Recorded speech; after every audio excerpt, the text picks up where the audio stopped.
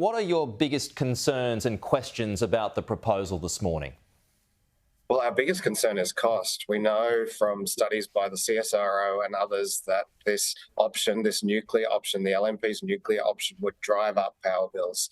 And that's at a time when we're working so hard to get power bills down. We're putting $1,000 credit on every Queensland household's power bills. And Peter Dutton and the LNP, they want the most expensive option.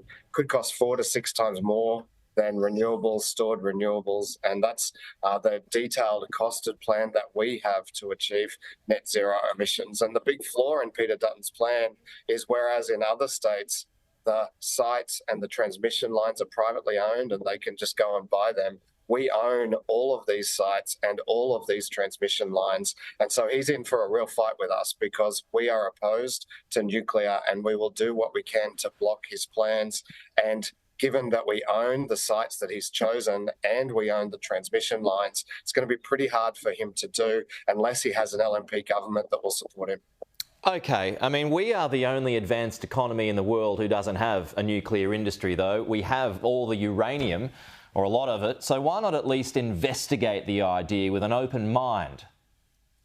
Well, because we don't need to. We have a much cheaper option and we're already well down that path. And all of the studies that have been conducted into this show that in countries with an established industry, it continues to be an important part of their mix. But in countries where we don't have that, the startup cost, that initial investment cost, as well as the long lead times, means it's smarter to pursue technologies that you already have in place. And particularly here in Queensland, we have the best wind and solar resources of just about anywhere in the world. And between those resources and our big industrial cities, we have a mountain range that is perfect for pumped hydro. So they are established technologies that we know will be much cheaper. Just on that, Premier, though, solar power generation fell to 13% yesterday. That's ahead of the winter solstice. So there's part of the problem with renewables right there.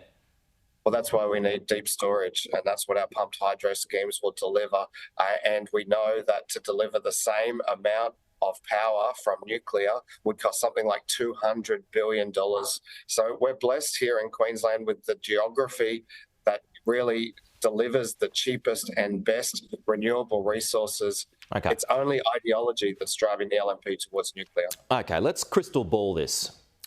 If it is supported by the public and Peter Dutton wins the next federal election and you also win the state election, would you repeal the state's nuclear ban? No, and we would fight him every step of the way. As I have said, we own the sites. We own the sites that he wants to use, and we own the transmission lines that he wants to use. That's different to other states. Other states sold off their energy assets. We own them. And so it's going to be very hard for him to do without our cooperation. If we continue to be in government, we will stand in the way of this plan in Queensland. OK. Just a final one here. You're in my old hood in beautiful Cairns, and it looks like a beautiful morning this morning, Premier. I hope my mum's outside getting you a cup of coffee. What are you there for?